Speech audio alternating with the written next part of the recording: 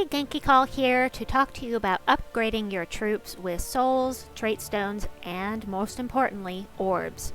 When you should use them, when you should hold them, when you should hoard them. So, let's start with how to see what needs to be upgraded. The best thing you can do is to sort by upgradable.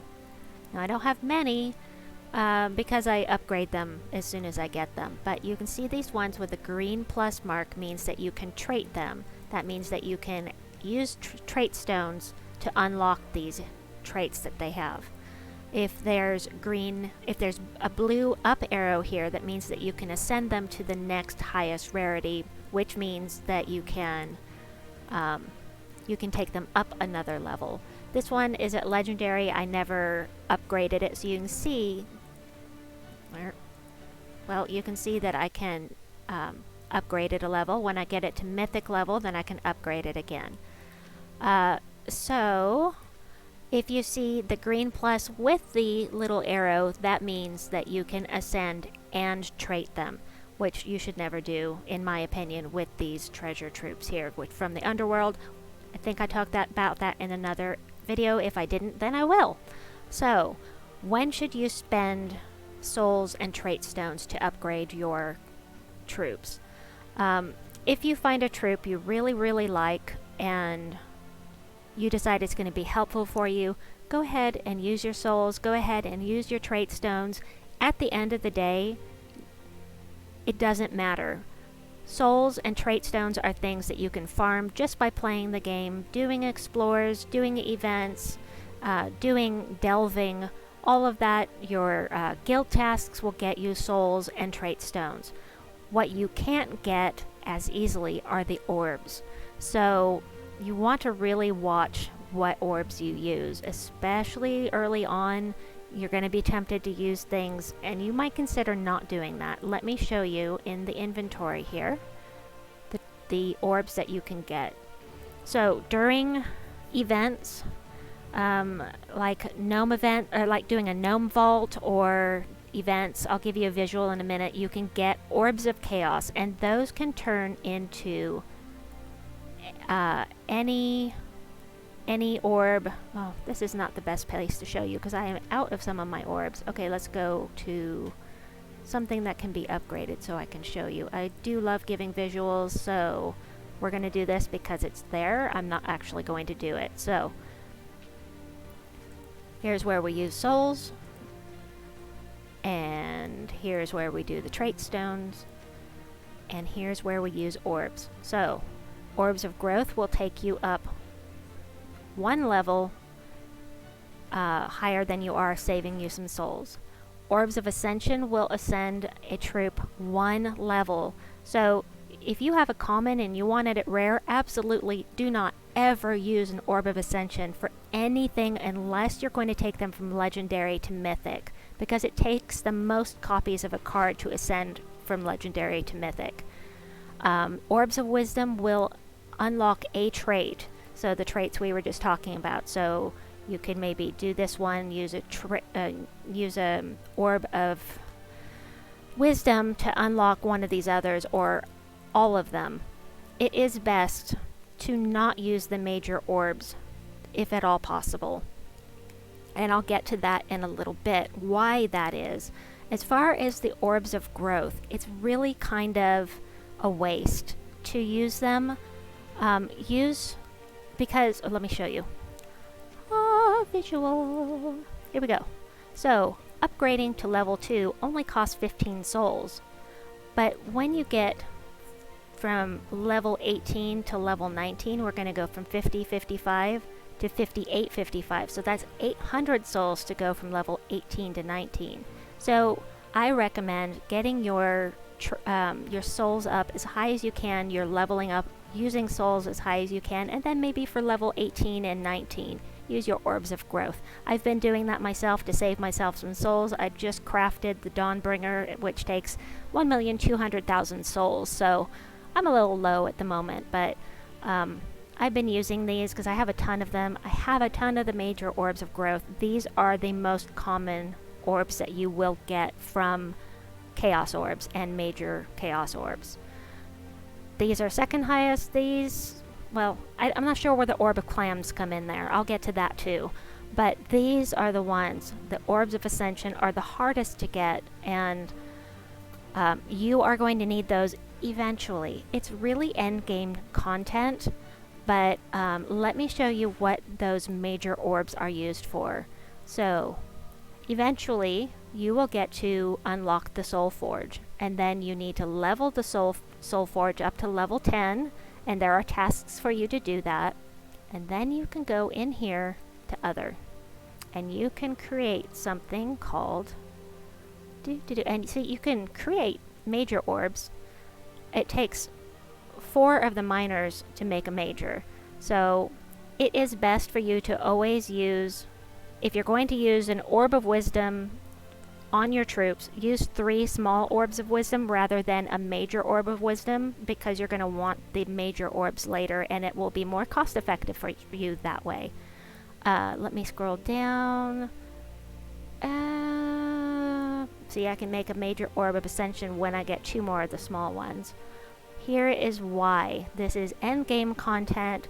These Orbs of Power, they will unlock all the traits of a troop. Do not ever use an Orb of Power to unlock all the traits and ascend and level up a troop. Never, never, never. Don't do it. If you get one of these, hoard it.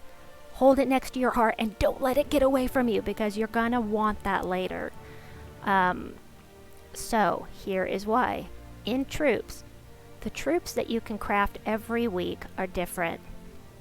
There are always going to be some mythics in here, there will be some legendaries, and there are the boss troops. Currently there are 2 boss troops. This is one that came out when they first started doing campaigns. I myself am not interested in crafting Enraged Kurandara because I have regular Kurandara and I'm quite happy with it. What everybody is after with those power orbs is Zul'Goth, and it takes 8 of the power orbs to craft him. I am getting there. I have 2 to go, so it shouldn't be too much longer. Let me show you what Zul'Goth does in case you don't know. Kill an enemy outright. Burn and freeze the remaining enemies and create 12 skulls. Not to mention, it seems like he enrages the first enemy too. Maybe that is a different troop that does that. But anyway, Zul'Goth is incredibly difficult. If you've ever done a invasion, is it invasion? Which event is it? Is it that has Zul'Goth every time? I've just forgotten what. If you've ever done the event where you have to fight Zul'Goth over and over and over again, then you know how dangerous he is. And the only way to get Zul'Goth is to craft him. You cannot pull him from a card anywhere in the game. You have to craft him, and you have to have 8 power orbs to do it. So that is why I say you really, really should hold on to your Orbs of Ascension, especially because they're just so hard to get. And you know, when you're lower level, there is one thing to discuss here on this. So when you're lower level, there is one thing that I would recommend using your Orbs of Ascension on eventually, and that is all kingdoms here under Guardians. Now, I've discussed this before in a previous video, but in case you missed that one, the way the Guild Guardians work is something like 50% of your guild chests that you open are going to be Guild Guardians. But as soon as you get 4 of them, look, they all say 4, as soon as you get them to Mythic, and there are 4 of them, you will stop getting those drops. So that means that now you have the extra 50% of your cards going towards possible new Mythics, new Legendaries, new whatever, to help ascend your troops and level your kingdoms, which in the long run is going to be very valuable to you. So, what I personally did... Oh, Raid Boss. It's Raid Boss where you probably would have seen Zul'Goth. Sorry, I digress. So, where was I? So, once you get your Guild Guardians to Legendary, it takes a lot of copies to get them to Mythic. a lot of copies because they're all common troops. So what I did was, as soon as I started getting these up to legendary, I started using Orbs of Ascension to get them up to mythic so that I could stop getting these drops. I absolutely recommend doing that with finesse and ferocity first, because they are the two most useful troops in the Guardians. In my opinion, they're the most useful of them. You can decide for yourself which ones you think are the most useful. Use your orbs on those if you wish. For me, it was worth it. Because I was looking at the big picture in the long run, I wanted to have those extra chances at mythics and whatnot from having these troops up at mythic level and 4 copies of them. That is entirely up to you. But I will get into a video of troops that I would recommend for lower level characters in another video. I just really wanted to cover recommendations for upgrading your troops with souls, with trait stones, and with orbs. Just the short of it is, you can earn souls, you can earn trait stones, but the orbs are harder to get. Now let me show you real quick where to get orbs. You can get them from weekly events in the rewards. This is why you want to be in an active guild, because you will earn these orbs and even major orbs from weekly events. There are also things like the individual events, like right now we have Bounty, which is right here. Rewards. 2 major orbs of chaos here. Major orbs of chaos can turn into power orbs. This is a recent addition to the game. I have not done it. I have seen a couple of people get lucky with it.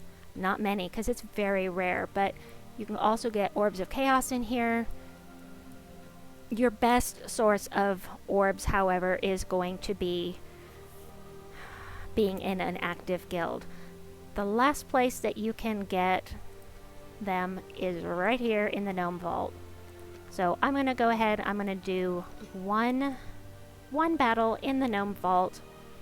And what team am I going to use? This one. There's a possibility of getting an Orb of Chaos. There's a possibility of getting a major Orb of Chaos from the Gnome Vault. It's all chance, just like a lot of things in the game. The most important thing when you're in a vault battle here is to make sure that the stupid gnomes don't run away. These ones that have red, I'm not worried about Cedric really. Not terribly anyway. Like I said, the most important thing is making sure that these guys don't run away. Just hate it when they do that. Usually they don't have a chance. This is actually not great. Can't think of what I'm trying to say. The gems are not being cooperative for me right now, so we'll just get this done. It should be fine now. Do that. We'll take out these guys, and then I can give you the visual on that, and we'll finish up the video. So, do this. I can hit him now. He can't be stealthy anymore, and that should just about finish him off. I think I've got 100 up here. Whoop whoop, and finish him. And let's see if we get lucky. Maybe we'll get an Orb of Chaos. Maybe we'll get something else. But in case you're wondering, this is also how you can get Cedric cards and other gnome cards. And look, 120 gems, I'm good with that, but the rest of this is pretty meh. But you can get orbs in here, and that is pretty much all I wanted to show you. If I have missed anything, if you have any questions at all, please post in the comments below. I will address it as soon as I see it. I hope this was helpful for you. Please like and subscribe, and we'll see you next time. Bye-bye!